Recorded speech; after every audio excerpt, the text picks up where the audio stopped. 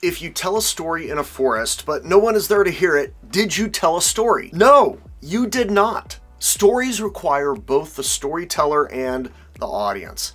And if you want to come at screenwriting like it's all art and you can just write what you want and the audience will eventually find your story, well,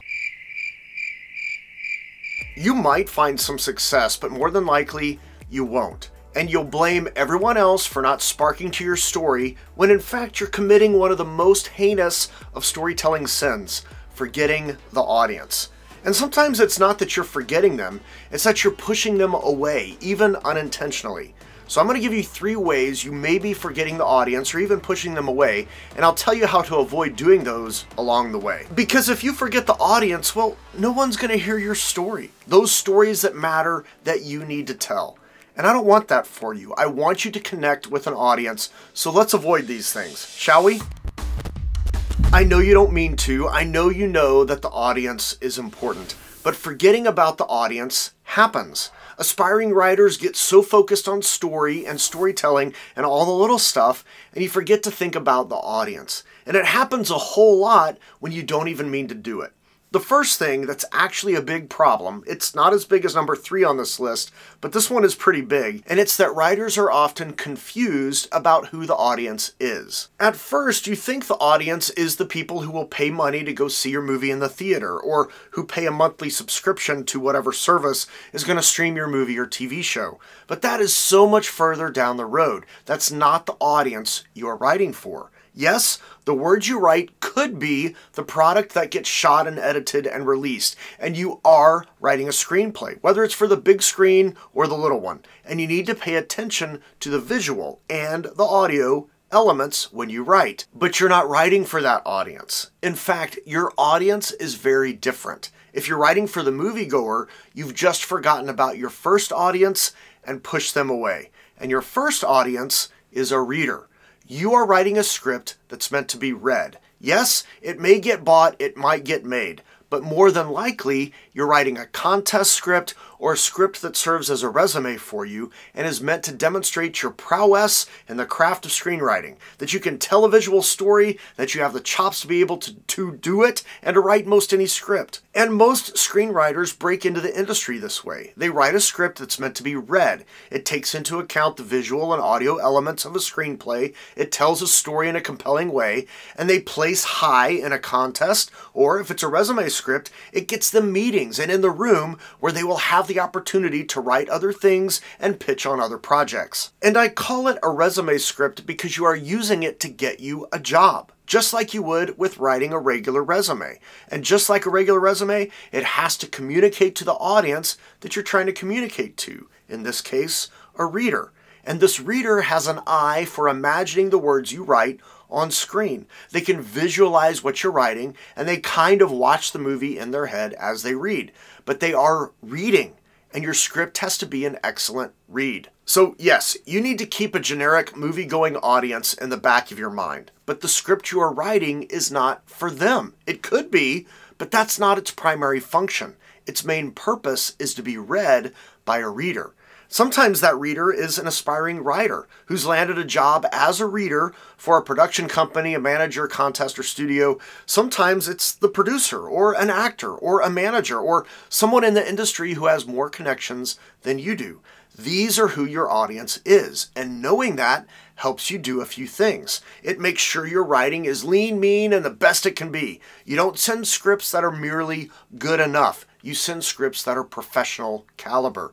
Your scripts are breezy reads. The reader starts reading and is on page 17 before they realize it, and they think, wow, this is awesome. And they keep reading, and that's what you want. The readers are busy, and they're reading many scripts, depending on their role, 5 to 15 or so a week. And while screenwriting isn't really a competition as a profession, your script does need to stand out. And this is why I advise you to not have your protagonist be a writer, or a hitman, or a vampire, or a generic doctor, lawyer, cop. They've already read 8 of those scripts this week. But it's my passion project. That's cool there, Skippy. But if you can't convince a reader that your passion should be their passion in the first 3 pages, you are not just forgetting your audience. You're ignoring them. and you need your reader audience. So as you write, the first thing about your audience you have to remember is who they are. And yes, you need to woo and to wow them as you write, and more importantly, as they read. A second way writers forget or ignore the audience is to not consider them at all. And what I mean by this is the writer gets so wrapped up in the world they've created that they are writing for themselves. So you've spent all this time creating this world for your script. You may have even drawn some maps or done a ton of research or even tried to create a rudimentary and new language of sorts that you're so wrapped up in the world of your story that you forget about the audience who will experience your story. You are more concerned with communicating all the cool details you have learned than you are with making your script an interesting read. In other words, you're only focused on having a story, but you're ignoring the storytelling part of the equation. And that tree that falls in the forest, yeah, no one's listening. But let me tell you something. Readers don't care about maps or detailed research or even how to speak the language of Boontiliaga that you have so carefully crafted and even know the rules for conjugating the future perfect tense. And I get it.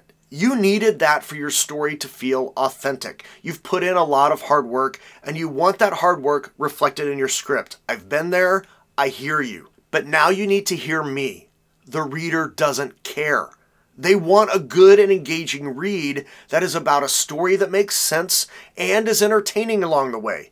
They want to read about someone who wants something badly, is having trouble getting it, and they get it or they don't. The maps, the details, the language, that's all gravy.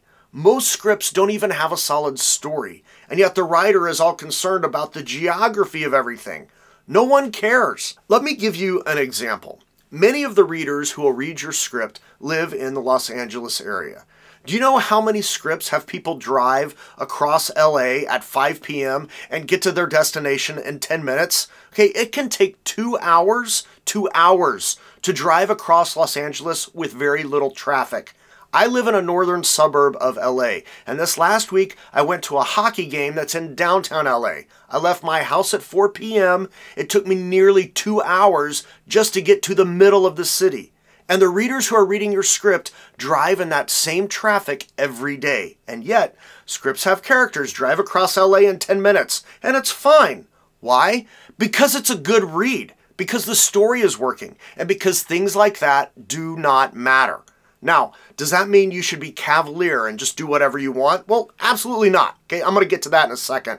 But it does mean that when you write, the details, the historical context, the maps and geography you've created that are unique to your story, all of that takes a back seat if it interferes with the audience's experience of reading your story. And if you can understand that, you're going to be so far ahead and will suddenly find yourself toward the front of the screenwriting queue. But so many writers forget the audience. They dump all that stuff in the script, and then they wonder why no one likes their script. Well, Skippy, it's because the reader doesn't care. You must consider the audience. Is it information they want to know? Is it information they need to know? If not, dump it. But yes, still draw the maps as you're working out your story. Do the research. Create the language of Boontiliaga. But don't let that stuff and your excitement of forcing others to percolate and all the details derail you from telling the story that you want to tell and interfere with the audience's reception of the story that you're trying to tell. And again, if you can grasp this concept, your screenwriting is about to take a major leap forward. I'll get to the third thing in a second, but I just want to take 1 second right here and tell you thank you for watching. I started this channel because I want to help you tell the stories that you want to tell. You are my audience, and I'm grateful for you and thankful for you. When I started out on my screenwriting journey, there wasn't anything like what I'm doing, and I wanted to make it easier for you than it was for me. So I jumped in, and I enjoy reading the comments on videos, the emails that you all send me, all the stuff on this journey, and I'm looking forward to continue doing it for a long time. And if you want my help beyond these videos, I always link resources below, so take advantage of what would be helpful, whether it's my Work at Your Own Pace course, the Fast Track, my book, my coaching program, The Navigator, or if you want me to read your script and talk with you about it in a consultation, all that stuff is linked below. And at minimum, if you find value in any video, hit a button, subscribe, drop a comment, or support me in other ways that are linked below. Those things help me to keep doing what I'm doing, and all the interaction stuff, is stuff that YouTube really loves. And you are my audience. People who are wanting to get better as screenwriters. People who are looking for success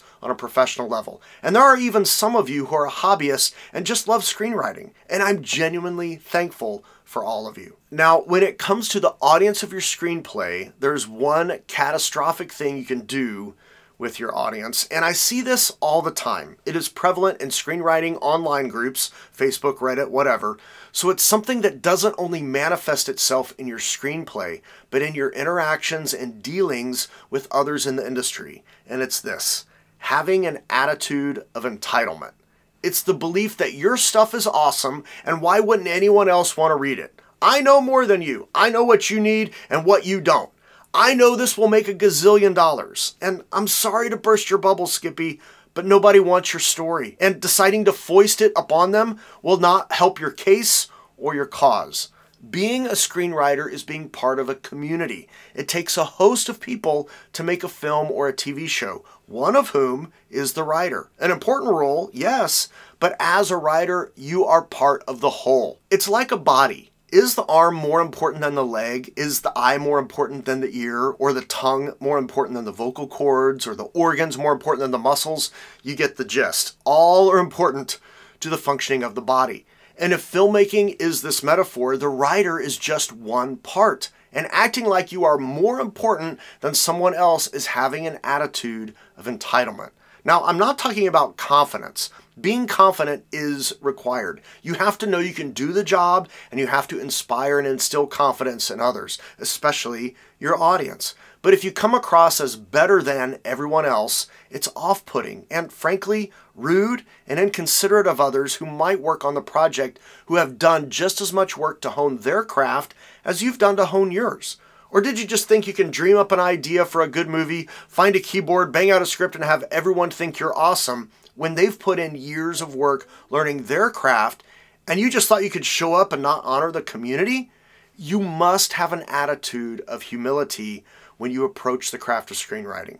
Don't act entitled and push your audience away before they even read a word of your script. It is possible your script and the story contained within could change their life, but your attitude pushes them away before they even get a chance to have their life changed for the better. And it wasn't a result of your script, it was a result of you. So don't be your own worst enemy. Pay attention to your audience and how you treat your audience. And more than that, as you write and as you interact with the craft of screenwriting and those involved in making stories for the screen, I hope you aspire to have an attitude of benevolence, which I talk about in this video. Thank you for watching. Fun buttons and links below, and when you tell a story, don't forget about your audience or push them away, and tell a story that matters. See you later.